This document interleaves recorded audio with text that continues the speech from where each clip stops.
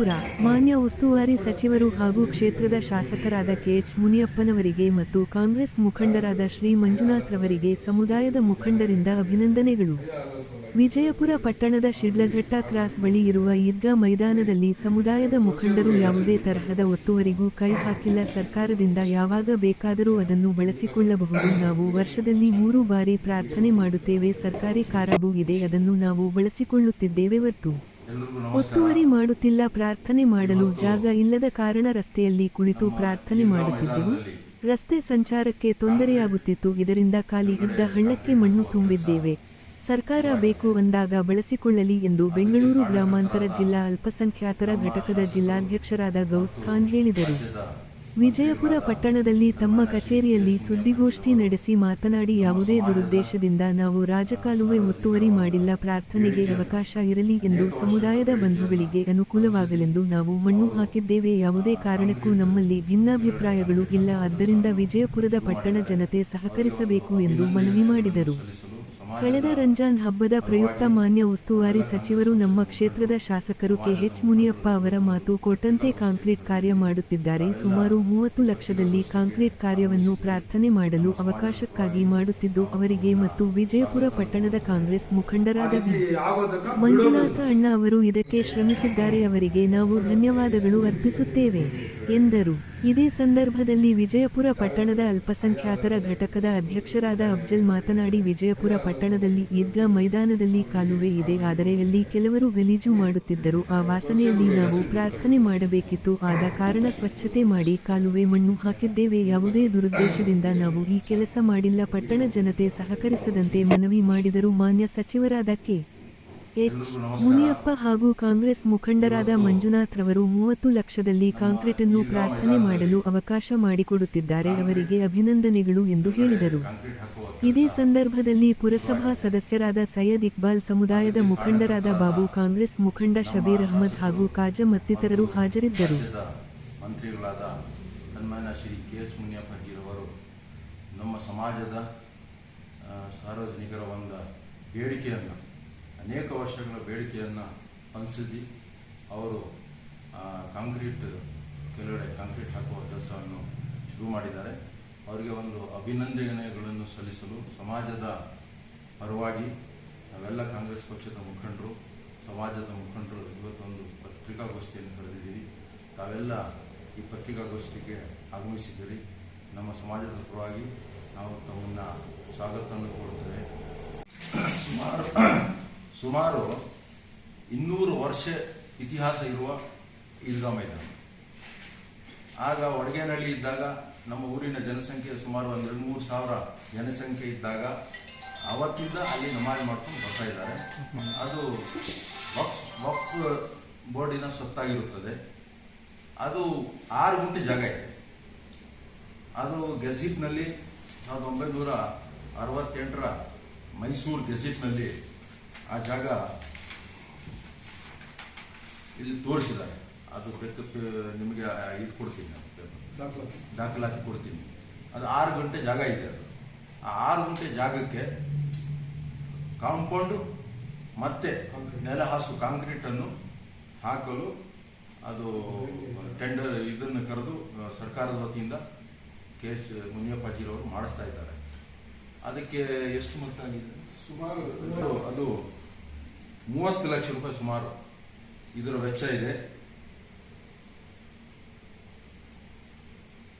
28.90 ಲಕ್ಷ ರೂಪಾಯಿಗಳ ಸ್ಯಾಂಕ್ಷನ್ ಮಾಡಿಸಲಾಗಿದೆ. ಇದರ ದಾಖಲಾತಿ ನಿಮಗೆ ಏನಿದೆ ಕೊಡ್ತೀವಿ.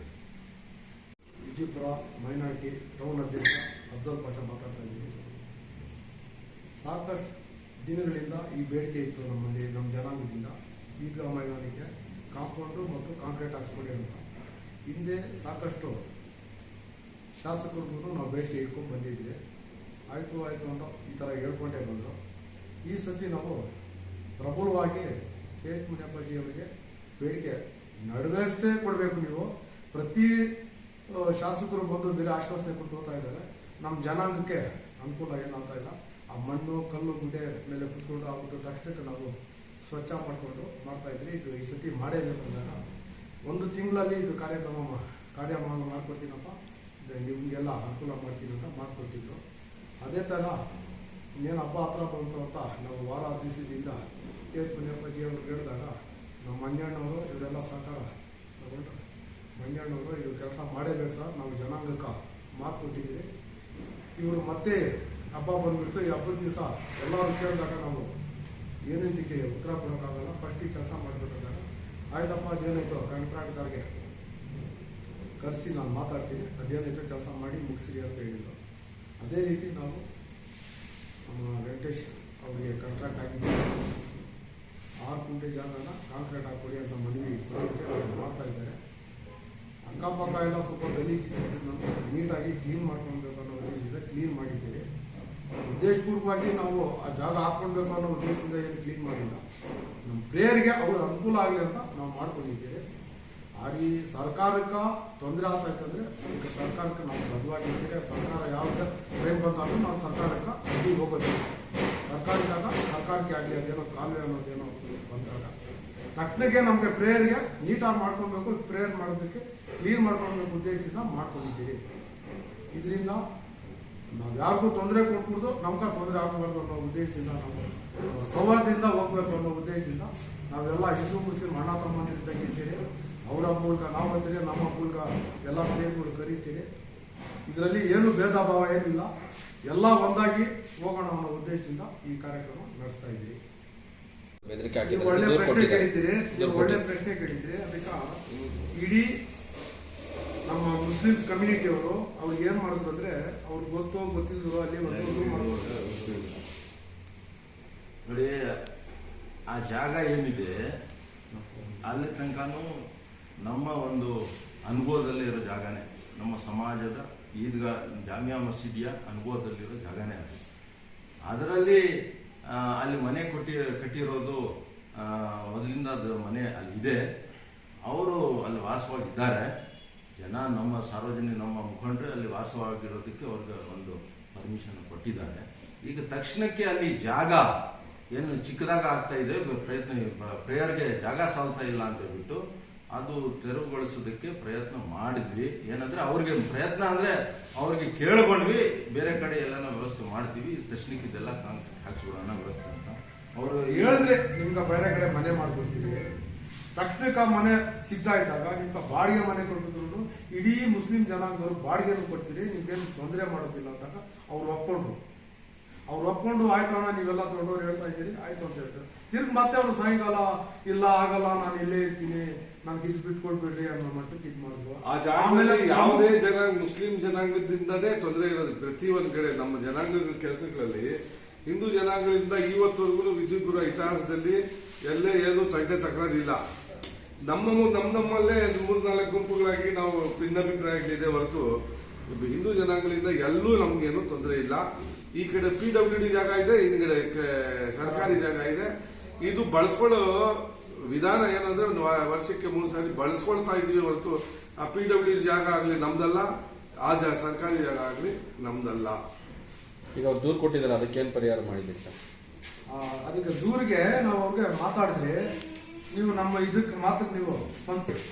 ನಿಮಗೆ ದೇವ್ರ ಬುದ್ಧಿ ಕೊಟ್ಟು ನಿಮ್ಮ ಮಕ್ಕಳೆಲ್ಲ ನಮ್ಮ ಪರವಾಗಿದ್ದಾರೆ, ಬಿಟ್ಕೊಡ್ಬೇಕು, ಇದು ಪ್ರೇಯರ್ ಮಾಡೋಕ್ಕೆ ಜಾಗ ಅಂತ ನಿಮ್ಮ ತಾಯಿಯನ್ನು ಡಿಸ್ಟರ್ಬ್ ಆಗಿಬಿಟ್ಟು ಸ್ವಲ್ಪ ಟೆಂಪ್ಟ್ ಆಗಿಬಿಟ್ಟು ಈ ಸತಿ ಆರಾಮಾಗಿ ಎಷ್ಟೈತೆ ಅಷ್ಟರಲ್ಲೇ ಮಾಡ್ಕೊಡ್ತೀರಿ. ಮುಂದಿನ ದಿನಗಳಲ್ಲಿ ನಿಮ್ಗೆ ಏನೈತೆ ವ್ಯವಸ್ಥೆ ಮಾಡಿಕೊಡ್ತೀರಿ, ಅಲ್ಲಿ ಜಾಗ ಖಾಲಿ ಮಾಡ್ತೀರಿ ಅನ್ನೋ ಮಟ್ಟಕ್ಕೆ ಆ ಹುಡುಗರು ಒಪ್ಕೊಂಡಿದ್ದೀವಿ.